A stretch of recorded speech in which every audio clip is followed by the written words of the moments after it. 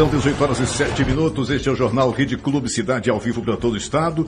E o assunto é recorrente nas ruas e nas mensagens que chegam aqui na rádio. A frustração de ver criminosos sendo presos e logo depois liberados. A sensação de impunidade incomoda e muita gente se pergunta: será que alguma coisa precisa mudar? Pois é, para discutir o tema com profundidade, mas muita responsabilidade, a gente recebe hoje o comandante-geral da Polícia Militar de Rondônia, Coronel Regis Braguin, e o juiz de direito Arlen de Souza. Sejam muito bem-vindos. Em nome da presidente do grupo Rede Clube Cidade, Zélio Mailino Furtado, agradecemos a presença dos dois nesse bate-papo tão necessário e importante. Boa noite a todos. São 18h08. Doutor Arlen, bem-vindo. Já teve ouvinte dizendo que foi assaltado mais de uma vez pelo mesmo suspeito em menos de um mês.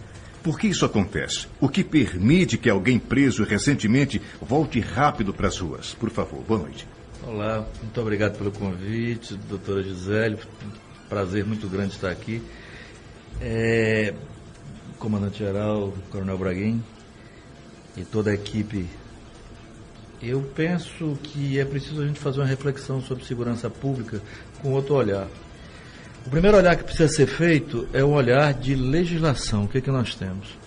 Quando essa pessoa, esse ouvinte, que nos fala que foi assaltado 2 vezes pela mesma pessoa e essa pessoa ficou solta, é preciso verificar, num primeiro momento, o caso em si, antes de que a gente emita qualquer opinião. É difícil falar, porque eu só estou ouvindo um lado, eu não sei qual é o outro lado. Sim. Especialmente o lado de quem soltou, né? Hoje nós temos a audiência de custódia, que é uma ferramenta muito importante no sentido de proteger efetivamente a sociedade, proteger também o trabalho policial, para que se evite excessos. Mas, sem dúvida nenhuma, é preciso também que se veja que, para aplicar a continuidade da prisão, ou seja, após a prisão em flagrante, tem as prisões cautelares, especialmente a prisão preventiva. É preciso que o requisito do artigo 312 do Código de Processo Penal esteja presente. E aí, você precisa olhar isso, especialmente 2 coisas que são fundamentais. Se o agente, ou seja, aquele que comete o delito e foi preso em flagrante, ele preenche esses requisitos do artigo 312 e, se preenche, pode ser aplicado também o artigo 316, que são as medidas cautelares alternativas à prisão. Isso é a lei. O juiz, ele está adstrito à lei, ou seja, ele não pode sair dessas fileiras legais. Ele não faz o que é a vontade dele, ele faz a vontade da lei. Muito bem, obrigado. São 18h10. Beatriz. Queria convidar também para entrar nessa conversa conosco o comandante da Polícia Militar. Eu queria que você começasse falando para a gente sobre o combate ao crime organizado, A gente precisa iniciar essa conversa falando sobre as operações expressivas, Quais são os desafios que a corporação enfrenta hoje para manter essa ofensiva e quais são os recursos mais urgentes para fortalecer essas ações aqui no Estado? Obrigado, Beatriz. Também cumprimentar aqui a doutora Gisele Mailino Furtado, doutor Arlen, nosso juiz de direito, que dá o privilégio de estarmos aqui podendo dialogar sobre esse assunto. E Bernon também, nosso cumprimento a todos aqui da Rádio Publicidade Notícias acompanhando. Obrigado pela oportunidade. Bem, o desafio é hercúleo. Nós temos uma direção multifacetada de necessidades para fazer um combate ao crime organizado eficaz. Quando a gente tenta em fazer o enfrentamento ao crime organizado, se falando apenas de polícia ostensiva, você requer minimamente de recursos tecnológicos para atividade de inteligência, nortear o seu policiamento ostensivo. A Polícia Militar, prioritariamente, ela combate muito a parte dos negócios e ao sistema bélico, que eu gosto muito de dar esse termo para o crime organizado. A parte armada do crime organizado, os seus negócios são provenientes do tráfico, dos roubos, que são muitas das vezes orquestrados e que fomentam, O crime organizado também fomenta a incidência maior desses crimes graves no seio da sociedade.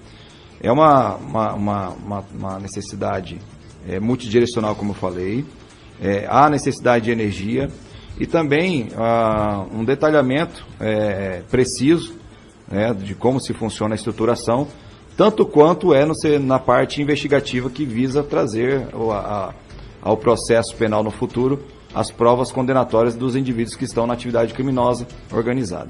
Mas, de modo que essa atuação sistêmica da Polícia Militar no campo ostensivo, ela seja enérgica e rápida, Então, a gente precisa de ferramentas e especialidades específicas, como foi feito na Polícia Militar do Estado de Rondônia, um batalhão especializado, que tem em sua estrutura uma inteligência reforçada em relação aos demais sistemas aos demais batalhões existentes na Polícia Militar, e também a necessidade que todo esse trabalho que se levanta a respeito da organização criminosa também seja compartilhado de forma integrada com o aparato de segurança pública do Estado, da esfera estadual e federal, para que tenha uma ação contínua entre todas as forças, buscando diminuir a presença e trazer condenação a esses criminosos desses grupos organizados.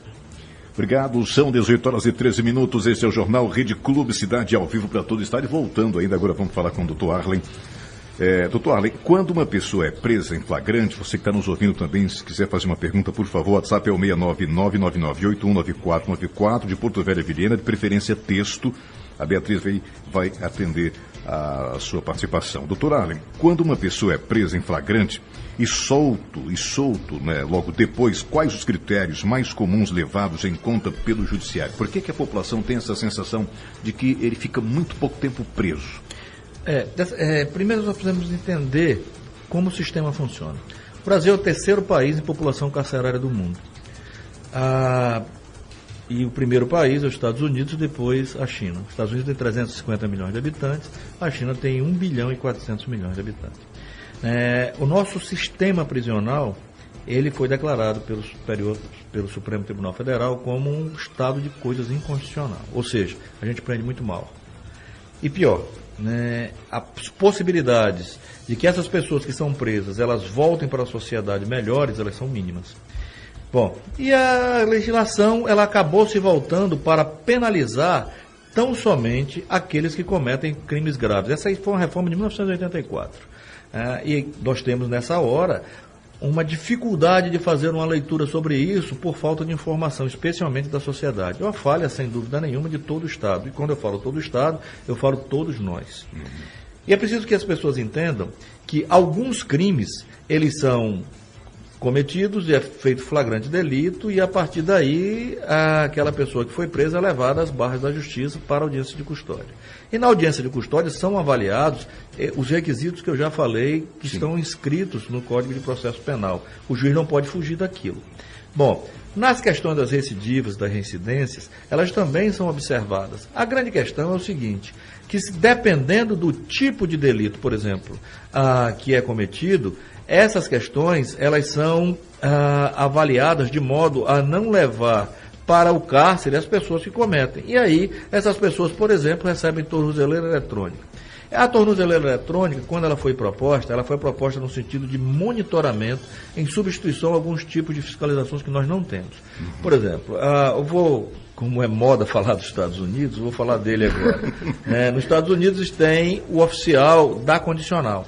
O oficial condicional é um servidor público que fiscaliza o cumprimento do livramento condicional do preso. A gente não tem isso aqui. Nós temos alguma forma de monitoramento, inclusive com participação efetiva da Polícia Militar, uma participação uma participação fundamental para a continuidade do cumprimento de pena. O monitoramento é um equipamento muito interessante e importante em face desse encarceramento. Só que, sem o efetivo aparato para que a gente consiga conter essas pessoas, esse monitoramento muitas vezes é burlado, é driblado, e nós não podemos esquecer que as pessoas não cometem crime só à noite, né? Então, tudo isso é preciso ser colocado. De modo que o ideal é que nós tenhamos ajustes nessa forma de fiscalização e entender também todo o sistema carcerário. No entanto, achar que isso podemos fazer sozinho não é verdade. É preciso que todos nós estejamos envolvidos, quando eu falo todos nós, toda a sociedade, e que nós sejamos capazes de criar alternativas, que essas alternativas sejam melhores do que existe hoje. Agora, a dificuldade, eu desculpe me estender, mas a dificuldade é entender o populismo penal como resolução desses problemas, porque não é. E o populismo penal, que a dogmática penal fala, é você tentar, por exemplo, aumentar a pena que você não consegue nem cumpri-la. Então é preciso entender que o cumprimento da pena precisa ser efetivo. E o cumprimento da pena é alguém que está sob os cuidados do Estado e que precisa voltar melhor do que entrou. porque senão não tem sentido isso. O que acontece hoje, e se o senhor me permite, apenas para entrar um pouquinho no assunto do Coronel Braguin. Eu pedi um break, por favor, doutor Arlen. A gente, 8h17, nós estamos em rede, a gente faz um break, em seguida a gente volta. Tá, perdão. O senhor complementa e a gente passa também para o Coronel Regis Braguin. São 18h18. Jornal Rede Clube Cidade ao vivo volta. Voltamos a apresentar Jornal Rede Clube Cidade.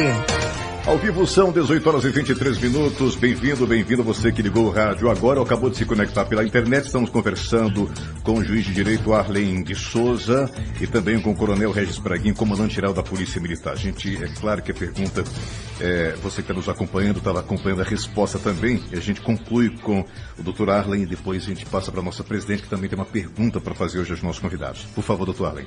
Aliás, Beatriz. Doutor, a gente falava no bloco anterior sobre a questão da reincidência. Eu queria trazer um exemplo prático, que foi uma sugestão de um ouvinte que não quis se identificar.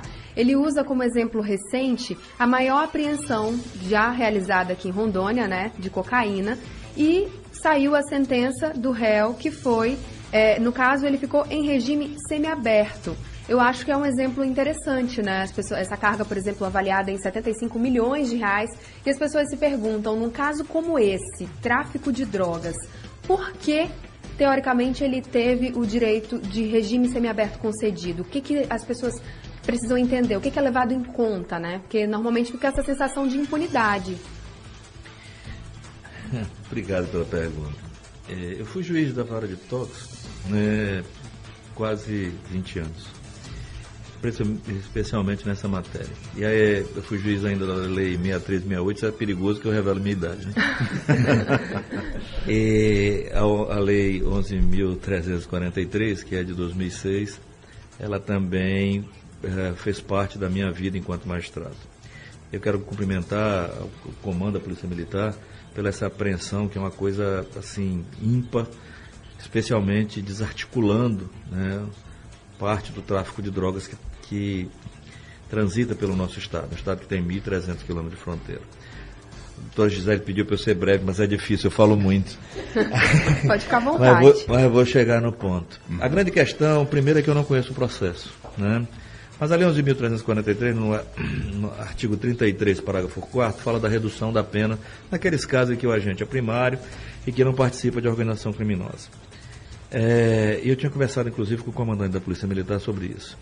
Isso parece, no primeiro momento, para toda a sociedade, que há uma violação de princípios comezinhos no que diz respeito à aplicação da pena para essas pessoas. A grande dificuldade é que o Estado precisa provar, ou seja, o dono da ação penal, que é o Ministério Público, precisa provar que essa pessoa que foi apreendida com esse horror de droga está vinculada a uma organização criminosa. Nós decidimos anteriormente que, pela essa quantidade de drogas, seria impossível a pessoa não estar vinculada a uma associação para o tráfico de drogas. Mas os tribunais superiores entenderam que é preciso ser provado. Não basta ser só cogitada essa possibilidade. E aí penso, sem conhecer o processo, sem fazer nenhuma digressão a respeito disso, porque não posso falar que a minha legislação, a Lei Orgânica da Magistratura, proíbe que eu fale sobre o processo em andamento, mas, em tese, e eu sou professor, me permito falar das coisas Sim. em tese, né, pode ter sido aplicado em face dessa não comprovação de vínculos com a organização criminosa. Eu sei que a população fica estarrecida com isso. Sim. Mas, vou repetir, o juiz não decide fora da lei. E pior, se ele fizer isso, ele comete injustiça e ele se equipara àqueles que ferem a lei. Então, nós fazemos um juramento e esse juramento precisa ser cumprido. É o juramento de cumprir a lei. Inclusive sob pena, caso não cumpra. Sim, as penas são muito graves, por sinal. Então é preciso que se entenda isso. Mas não posso afiançar, né, que foi exatamente o que eu estou dizendo, porque não conheço o processo. Entendi. Antes de passar para a nossa presidente, Gisele Marino Furtado, eu queria trazer, né, o comandante para essa discussão, para não perder esse gancho. Eu queria entender se é de percepção da Polícia Militar, que atua diariamente nas ruas, essa estratégia de, claro, a gente percebe que tem a reincidência, mas de colocar outras pessoas à frente, réu primário, por exemplo, à frente desses crimes, né, principalmente em flagrante. É algo que a polícia percebe diariamente nas ações, assim, isso tem avançado à medida que o crime organizado tem né, se destacado nos últimos anos aqui no Estado? Não só no Estado, mas em todo o país, a gente sabe que é um problema nacional. Muitas vezes a gente não tem a ferramenta jurídica para dar o suporte à decisão judicial, porque a leitura policial já verifica as condições de um tráfico internacional, envolvimento com rede de organização criminosa, né? Mas as informações da inteligência policial, que a gente pauta muito pelo que a inteligência levanta, elas nos dão um conhecimento. Mas esse conhecimento ele não pode ser validado como uma medida de pena, uma medida judicial que possa, às vezes, pautar a prisão.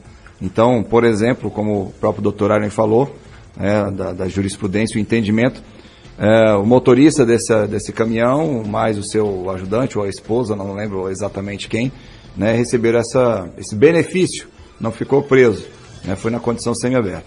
É exatamente porque ali estava só na missão de transporte, estava ali transportando, então não vai pegar a parte mais gravosa, onde é a leitura de que ali faz parte, devido à grande carga. A gente sabe que isso faz parte do crime organizado, está na região de fronteira com a Bolívia, né, região internacional, que tem tudo para identificar ali como um crime transnacional, etc. Então, para a polícia também fica uma posição de aflição, né? Mas tudo isso converge exatamente com aquilo que o doutor Arlen falou. Tanto o juiz quanto a polícia, eles aplicam o que a lei diz para fazer. Sim. Né? E para isso, se a gente realmente quer com que aquele criminoso, dependendo do delito, fique preso, não consiga de imediato os benefícios enquanto ele é processado, julgado, etc., então há necessidade de uma legislação que tenha um novo revestimento, que aí sim o juiz, do policial, o juiz vai ter uma nova operação em cima dessa atividade criminosa. Vou cumprimentar novamente a nossa presidente Gisele Maurino Furtado, pedir para que a senhora faça a pergunta. Pode ser agora? Pode ser, a senhora faz a pergunta agora na volta do break. Boa noite a todos.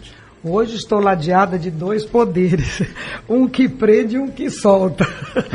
Porém, ter muito cuidado com as perguntas que farei para ambos.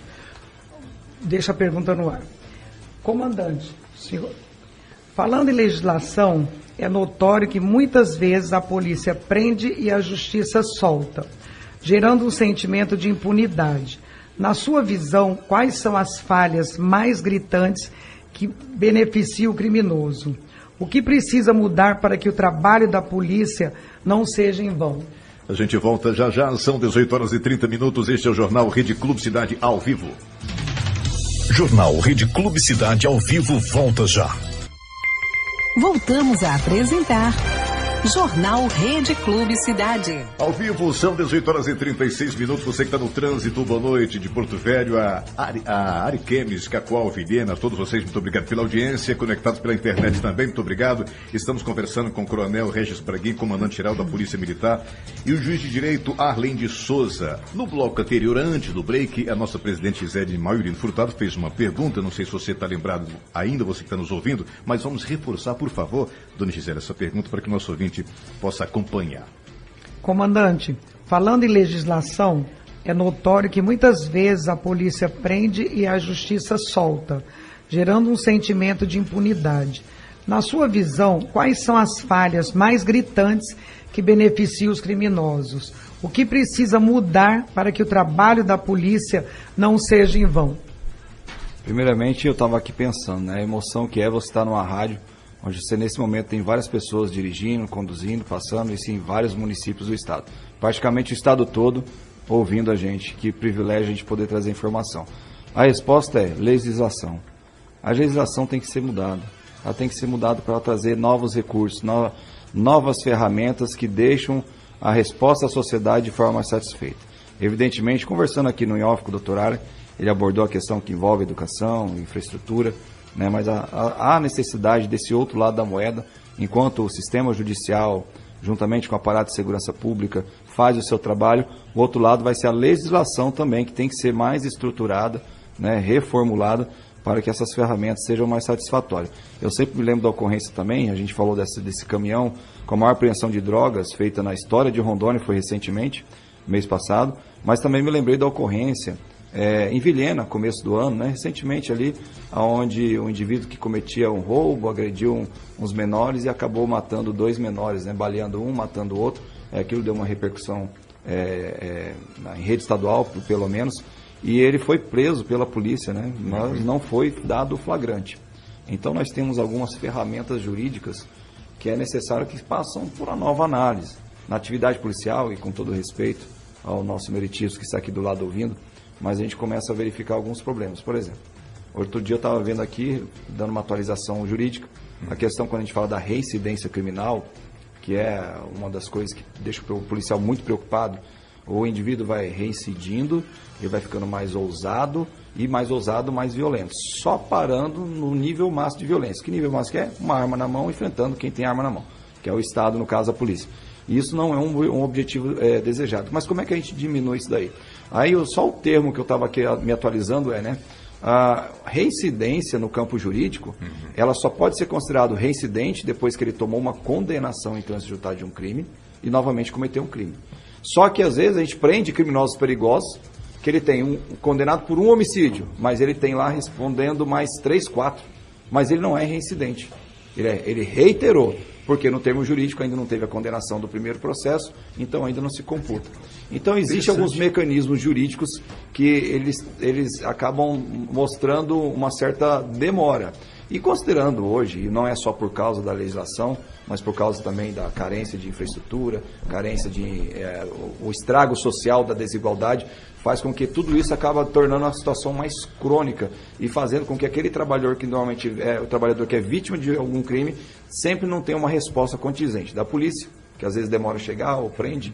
Aí fica aqueles dois termos que eu não concordo muito. Mesma coisa que falar, a polícia prende e o judiciário solta, o juiz solta, e também prende e solta porque trabalha mal, prende mal.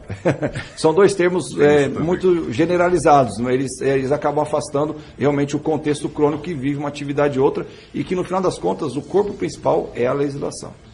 Muito bem, 18h40, aproveitando, doutor Arlen, o judiciário muitas vezes é apontado como responsável por esse prende e solta. O senhor acredita que essa crítica é justa? Veja, é preciso que a gente faça uma análise especialmente técnica com relação a essa afirmação. Nós vivemos um mundo de informações superficiais. Eu sou capaz de entrar, por exemplo, na minha página do Instagram e colocar em 1 minuto e meio uma notícia que ela pode se espalhar pelo mundo todo dependendo do conteúdo que eu colocar. Sim. E ela pode virar uma verdade e ela não é uma verdade, né? Fake news hoje é um movimento real. Apesar de ele existir desde que o mundo existe, todo mundo conta mentira, mas de qualquer sorte, a divulgação dele é muito mais rápida em face dos mecanismos de informação que temos hoje. Então, quando, e o coronel fala com muita propriedade, essa possibilidade das pessoas serem soltas na audiência de custódia, que é dela que nós estamos falando, que é o primeiro momento. Hoje nós temos, por exemplo, o juiz de garantia que vai receber as informações daquela prisão e as provas serão produzidas coordenadas por ele, né? Que é diferente do juiz da causa. Então, o que está fazendo, o que aparece o judiciário? Ele começa a se municiar de outras ferramentas, como o coronel também fala a respeito da legislação, para que possa dar muito mais segurança, né, no processo e que esse processo tenha muito mais rigidez. Mas, questões que são fundamentais nessa hora é dizer assim, por que essa pessoa vai ficar presa se ele cometeu 3 furtos, né, no mesmo local? É bem simples. Se não preencher o requisito que a lei determina, ele vai ficar solto. E ele sabe disso? Sim, lógico que sabe. E é preciso que nós tenhamos a compreensão disso e saibamos que é preciso que a sociedade diga efetivamente se é necessário esse cara ficar preso. Se ele é necessário, que venha isso na forma da lei, né? Estados Unidos tinha as 3 chances. A última, eu tenho vídeos aqui de uma pessoa que foi presa na Califórnia com 0,25 miligramas, né, de heroína, e ele recebeu prisão perpétua, porque foi a 3ª vez. Eu não sei se é essa a alternativa do Brasil. Eu não gosto dela de jeito nenhum. Eu gosto de outras coisas, né? E eu gosto de uma coisa chamada sociedade falando sobre pessoas, e pessoas que voltam para casa, e pessoas que trabalham, e pessoas que estão comprometidas efetivamente com o crescimento da nossa sociedade. E não podemos esquecer que aquele que está preso, né, ele está contido hoje. Amanhã ele está contigo. E diferente, pior ainda. E agora como é que nós queremos ele? Obrigado, doutor Arlen. Nossa presidente Gisele Malino Furtado tem mais a acrescentar. Doutor Arlen, Quando há reincidência ou histórico criminal, o juiz tem espaço para uma decisão mais dura ou o que está na lei impede medidas mais severas? Veja, o juiz ele não deve se pautar pela coisa chamada rigidez ou decisão dura. Ele deve se pautar pela proporcionalidade e razoabilidade da decisão. A reincidência impõe que ele tome decisões que são efetivamente mais severas em face da própria lei. Por exemplo, os crimes hediondos, o cumprimento do crime hediondo é 2/3 da pena, né, para que ele comece a progredir. Então, isso a lei diz que é, mas o juiz não pode se arvorar dessa tal severidade, porque ele não é o Batman. O juiz não é super-herói, ele é um homem que foi colocado ali e ele passou por muito esforço para ser colocado ali para cumprir a lei. Então, a partir dessa hora, essa aplicação da lei, ela precisa efetivamente acontecer. Então, o juiz, de forma razoável e proporcional, aplica a lei.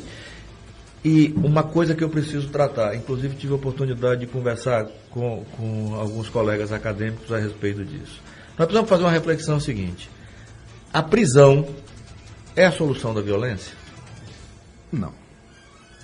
Então, se não é a solução da violência, o que a sociedade quer com relação a isso? Como nós precisamos tratar aquelas pessoas que são violentas?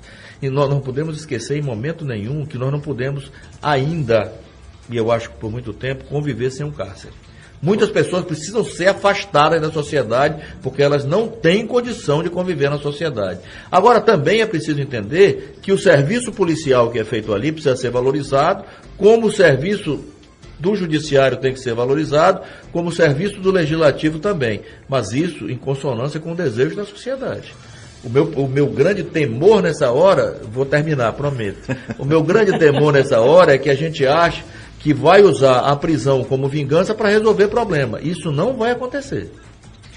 Muito bem, são 18h45. Este é o Jornal Rede Clube Cidade, ao vivo para todo o estado. A gente agradece aqui mais uma vez ao Coronel Regis Braguin, ao juiz de direito Arlen de Souza. A gente volta em seguida com mais um bloco. Voltamos a apresentar Jornal Rede Clube Cidade. Ao vivo já na reta final, são 18h51. Ótima, começo de noite de quarta-feira, hoje dia 23 de julho de 2025. Beatriz Marcel. Estamos na reta final e eu gostaria de fazer duas perguntas, na verdade, de ouvintes aqui e uma constatação, né? Estamos falando sobre segurança pública, sobre reincidência, e aqui conosco está o juiz de direito Arlen de Souza, que é pós-doutor em direito penal, mas teve um ouvinte aqui que está sempre com a gente, Tenente Coronel Pontes, que mandou aqui informando, fazendo uma pergunta para o doutor Arlen, o seguinte: o senhor já foi policial, como é que o senhor avalia a evolução da Polícia Militar à frente do crime em Rondônia e qual o tipo de policiamento, né, o senhor reconhece como mais efetivo, já que o senhor já esteve dos dois lados da moeda? Obrigado pela pergunta, Coronel Pontes. Eu fui tenente coronel da Polícia Militar, né, e saí da Polícia Militar no dia 5 de fevereiro de 2001. E nesse mesmo dia tomei posse como magistrado, juiz substituto no Tribunal de Justiça de Rondônia. A polícia evoluiu muito. É lógico que as grandes dificuldades que a polícia tem é entender especialmente como enfrentar os problemas da violência que graça no nosso país, um país que tem muita dificuldade, especialmente no que diz respeito às nossas desigualdades. Mas a Polícia Militar de Rondônia é uma polícia de referência em todo o país e, com certeza, ela cresce, seja no conjunto logístico, seja na qualidade dos seus profissionais. A polícia tem se preocupado muito. Nós terminamos agora na Escola da Magistratura de Rondônia um curso de pós-graduação de segurança pública, onde os policiais desenvolveram trabalhos muito bons e trabalhos voltados para o bom rendimento da aplicação da lei. Então, o que eu vejo hoje, diferente efetivamente do que eu vi lá atrás, enquanto eu estava na Polícia Militar, é uma evolução no sentido de preparar o policial para essas dificuldades e, especialmente, de entender essas complexidades como naturais da evolução da sociedade. Nós não podemos ter sonhos que a sociedade vai evoluir sem tropeços, não é assim. Esses tropeços são próprios para o nosso aprendizado e a polícia tem acompanhado isso, e isso, assim, eu posso dizer com profundo orgulho que a Polícia Militar de Rondônia, como o Tribunal de Justiça de Rondônia, como vários órgãos públicos de Rondônia, são espelhos para o nosso país. Então, eu fico assim, muito feliz com a pergunta e a lembrança do Coronel Pontes, porque fui muito feliz na Polícia Militar e tive grandes professores ali que me trouxeram aqui onde estou. São 18h53, comandante Regis Braguin. A colaboração entre a Polícia Militar e o Poder Judiciário é fundamental. Como o senhor avalia a sinergia entre a Polícia Militar e o Sistema de Justiça de Rondônia? Que medidas podem ser implementadas para aprimorar essa parceria? Hoje acredito que o Estado de Rondônia tem já uma referência nacional nesse aspecto também da integração, porque nós realizamos alguns termos de cooperações com o Poder Judiciário que não é comum nos outros estados. Eu cito, por exemplo, a forma como o Tribunal de Justiça auxilia a Polícia Militar, no auxílio de insumos quando a gente faz a escolta das armas apreendidas que são sentenciadas para destruição, o apoio também da guarda e a segurança institucional do Poder Judiciário com o aporte, o emprego de policiais militares. Então existem algumas questões ali que são frutos de proximidade institucional, E o termo de cooperações, por que termo de cooperações? Porque envolve custeio desses trabalhos, desses serviços, e isso significa investimento, E é a confiança também do Poder Judiciário. Existe uma coisa que é mais emblemática, que isso aqui tem um efeito mais claro para o cidadão, que é o nosso núcleo de enfrentamento à violência doméstica, o NUPEVID. Eu sempre gosto de dizer, todas as polícias militares do Brasil possuem o seu programa de Patrulha Maria da Penha, que é aquela patrulha ostensiva, que depois que existe uma medida protetiva, o crime já ocorreu, ela vai fazer fiscalização das medidas protetivas de urgência, que são determinadas, concedidas pelo Judiciário, e também, que é fiscalizar o infrator, mas também a visita às vítimas, para saber se as vítimas estão tendo a proteção, porventura, desse MPU. Esse núcleo da Polícia Militar, ele é 24 horas, ele tem o acesso ao sistema PJE do Poder Judiciário, onde, porventura, uma ocorrência, onde o infrator evadiu-se e tal, ela solicitou ali que quer, a partir de então, uma medida protetiva de urgência, essa ocorrência já chega para o nosso núcleo 24 horas, o plantão, que já ali pega elementos, se tiver elementos que possam postular, ele postula com o plantão judiciário, que tem até 48 horas para conceder. E a Justiça de Rondônia, como é referência, ela faz, na média, em menos de 24 horas. No dia seguinte, está lá o infrator já sendo cientificado pelo oficial de justiça, que ele possui a medida protetiva de urgência. Então, isso é icônico, é uma grande ferramenta, isso é fruto da confiança do Poder Judiciário na Polícia Militar e também fruto da qualidade dos serviços que trazem confiança do Poder Judiciário poder fazer esse tipo de convênio. Obrigado, Coronel Regis Braguin, 18h56. Beatriz. Mais uma pergunta aqui do nosso ouvinte, que é o Marcelo, do bairro Flodoaldo Pontes Pinto, dessa vez para o Dr. Arlen, e ele fez uma pergunta muito interessante a respeito das tornozeleiras eletrônicas. Elas têm se tornado cada vez mais comum. A gente tem visto com mais facilidade, É corriqueiro ver as tornozeleiras e muitas vezes, de maneira involuntária, elas acabam passando uma sensação de insegurança. Ele, que é motorista de aplicativo, acaba vendo sempre um passageiro com uma tornozeleira e se deslocando para lá e para cá. E ele pergunta como é que funciona a tornozeleira. A tornozeleira impede que essa pessoa se desloque de um bairro para o outro? Tem algum horário limite? Como não se sentir intimidado, por exemplo, com alguém usando tornozeleira? Se a pessoa está ali é porque ela pode estar, teoricamente? Bom, um dos princípios da vida e sociedade é vencer preconceitos. Sim. Se a tornozeleira ela é aplicada, é para aquela pessoa que pode ter a sua liberdade limitada, mas elas têm sua liberdade. E esses horários são determinados de acordo com a audiência admonitória onde a tornozeleira é determinado o seu uso. De modo que esses limites eles são variáveis de acordo com o que o juiz entender necessário para aquele momento. Tem pessoas que, por exemplo, estudam e podem ficar fora de casa até às 23 horas, porque tem que voltar da escola. Tem outros que não estudam, tem que voltar para casa às 19. Agora, quando o Marcelo, muito obrigado pela pergunta. Quando alguém entra no seu veículo com a tornozeleira eletrônica, ele entra no seu veículo como cliente. E deve ser tratado como cliente. Se ele vai cometer um delito, ele não precisa só da tornozeleira eletrônica, vai cometer sem ela também. Então a questão não está aí. A questão está que é necessário que essa pessoa que está com a tornozeleira eletrônica seja monitorado, mas também é necessário que eu, enquanto pessoa, o respeite como ser humano. Então, não vejo em nenhum momento que a gente deva, de alguma forma, ter algum pensamento restritivo com relação a isso.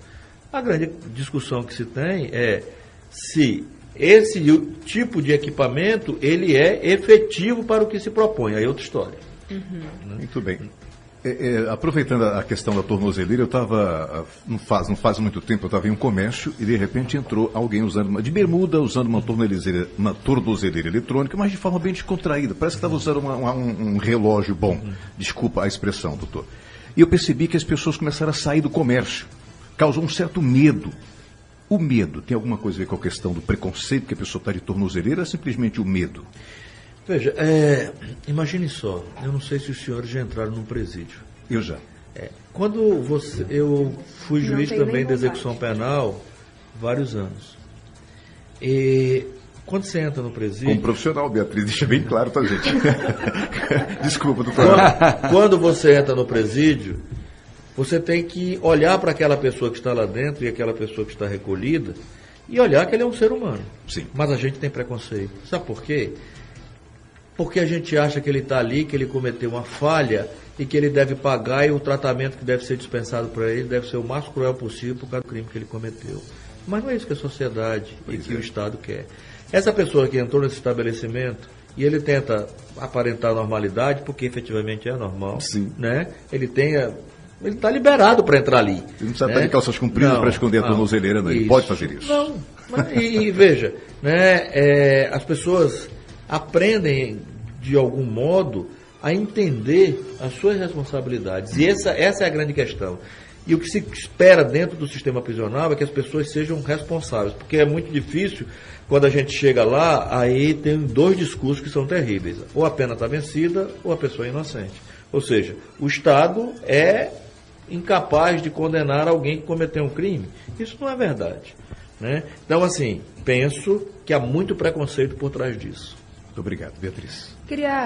Tem muitas perguntas aqui, inclusive para o Coronel Regis Braguin, para o doutor, mas nosso tempo chegou ao fim. Queria agradecer a participação de todos, inclusive muita gente parabenizando essa iniciativa, esse debate. Pedem, inclusive, que ele aconteça mais vezes. É uma iniciativa da nossa presidente Gisele Maiolino Furtado, que deu muito certo, né? Pegou a gente surpresa. Teríamos perguntas para ficar aqui até amanhã, se fosse o caso, mas queria agradecer, e deixar as considerações finais ao comandante e ao doutor.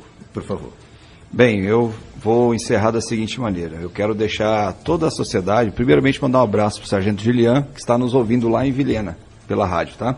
Ela que tem aí o primeiro lugar, de audiência, então eu fico muito feliz por esse alcance. A minha reflexão vai ser um pouquinho, e eu, com todo respeito, permita-me divergir, doutor Arlen, mas eu vou trazer dois conhecimentos. Eu estava estudando que ano passado foi publicado um artigo do Francisco Chiquida, um economista brasileiro que estuda a economia criminal. Entrevistou 411 presos em 10 unidades prisionais de São Paulo, entre São Paulo e Campinas, 10 unidades prisionais, 411 presos. Algumas perguntas foram ali tabeladas, questionário de 50 minutos de resposta. Conclusão dos presos: renda mensal criminal, 46.600. Alguns recebem 10 mil, outros 120 mil. A renda mensal. Quem no serviço público tem um soldo de 46 mil? Olha. Primeira pergunta, essa foi a primeira. É uma pergunta espontânea, eles respondiam se quiser. Segundo, qual o prejuízo quando você é preso? Na maioria das vezes ele fala, bom, como eu tiro muito dinheiro em cima, não tenho prejuízo nenhum. Mas o prejuízo é minha mãe, minha família ficar sabendo que eu sou preso e aí a partir dali sou chamado de vagabundo. Então, prejuízo moral. Terceiro, o que faria você se arrepender de você cometer o crime? Parar de cometer crime. O que faria você te impedir? As 3 perguntas mais respondidas: pena de morte, prisão perpétua e cumprimento integral da pena. Eu, como sou policial de combate, especializado no enfrentamento, criamos o BPTAR, eu ainda vou dizer, mesmo eu com esse apetite e predisposição para o confronto, muitas vezes pode achar, aquela frase, bandido bom, bandido morto e tal. Não, bandido bom é aquele que se entrega e vai para a justiça. Aí, se ele quiser enfrentar, eu quero ficar vivo e nós vamos para o confronto. Mas então eu descarto ali o pena de morte, prisão perpétua. Mas aí eu vou agora para cumprimento integral da pena. Sim. E aí eu acho que envolve a questão da prisão. E aí eu fecho aqui para a população dizendo o seguinte: ontem, reencontrando o meu ex-instrutor da Academia do Barro Branco, tenente-coronel hoje, Fábio Nacarrado, vendo a postagem dele, né? Algumas coisas que são se pensar e que nós policiais ficamos intrigados, e eu vou dividir isso com a sociedade. Termo circunstanciado, crime de menor potencial ofensivo. Então, um que era crime, um desacato que era levado para a delegacia, preso em flagrante, já não é mais. Então, da alternativa da prisão em flagrante, reduziu para o termo circunstanciado. Aí nós vamos ali também, outros benefícios, né? Recomposição civis de danos, porque às vezes ele não é preso, desacato, mas vai lá, paga uma modalidade e tal. Transação penal, não suspensão da persecução criminal, enfim, são 5 quesitos que abarcam alguns tipos de crime. Eu estou falando bem de crime genérico. Então são vários benefícios que não a prisão. Depois disso, foi preso, ele é um bandido perigoso e tal, não sei o que, foi condenado. Aí tem as outras, que vem, né, a regressão da pena, vai para o semiaberto, vai para o aberto, tem as tornozeleiras, ou seja, e fora isso, existem os recursos, as apelações durante o processo penal. Então, para nós policiais, fica intrigante. E nesse momento intrigante de ver tantos recursos, isso só favorecendo, na maioria dos criminosos, o cidadão fica oprimido. Porque ele que trabalha honesto, está sobrecarregado, passando por prejuízo financeiro, perdendo patrimônio, perdendo a sua vida, e se ele errar, né, a pena só pega ele, e o criminoso com uma série de benefícios. E aí fecha também, só para fechar aqui, fecha também aquela questão do quê? Mas a pena não pode ser somente para o crime de violência. E também aqueles crimes de corrupção. Por que tem que ser brando? Então, há necessidade de uma discussão bem profunda, mais abrangente e que ataque o problema como ele é também. Doutor Allen, o tempo a gente está estourado, por favor. Primeiro, eu preciso agradecer a toda a equipe da Band, né? Doutora Gisele Malino Furtado, muito obrigado pela oportunidade. E dizer que tudo que foi falado aqui por mim é de minha responsabilidade. Eu não falo pelo Poder Judiciário. Quem fala pelo Poder Judiciário é o desembargador Raduan Miguel Filho, presidente do Tribunal de Justiça. Mas eu gosto muito desse tipo de dialética porque é fundamental para que a gente possa crescer. O Coronel Braguin fala com propriedade no que diz respeito aos mecanismos que nós precisamos ter para conter a violência. Alguns mecanismos que ele traz a respeito, especialmente de um survey, né, de uma pesquisa que é feita em São Paulo. E nós não podemos esquecer que dentro do sistema prisional brasileiro hoje, ele é um sistema de recrutamento das facções criminosas. E isso cria, sem dúvida nenhuma, grandes dificuldades e até, coronel, não sei, porque eu não tenho informação nenhuma a respeito disso, talvez essa renda seja em decorrência desse recrutamento. Né? Especialmente o primeiro comando da capital, que hoje é o terceiro principal cartel do mundo, ele tem vários segmentos, várias que eles chamam de sintonias, ligadas especialmente à coleta de valores com relação àqueles que estão presos. Né? Então, de qualquer sorte, é preciso que a gente entenda isso e a sociedade discuta que tipo de atitude deve ser tomada com relação àqueles que cometem crimes e como nós vamos tratá-los. Tá? Eu acho fundamental que a gente discuta e seja efetivo com isso. Não basta a gente ficar num diálogo, num discurso acadêmico, né, que não seja produtivo. E nós tivemos, por exemplo, eu sou professor da Universidade Federal, nós temos grandes trabalhos lá na universidade que fala sobre especialmente o encarceramento, que são produtos, inclusive, de políticas públicas, né? Mas eu agradeço muito, não posso falar mais, que ela me deu 2 beliscões aqui, então não é possível, tá? Mas muito obrigado pela oportunidade. A gente agradece. Você ouviu mais uma edição do Jornal Rede Clube Cidade, o jornal que vai onde o povo está. Sua participação é sempre muito importante para o desenvolvimento de Rondônia. Continue ligado onde você estiver. Rede Clube Cidade. Ô, Badi!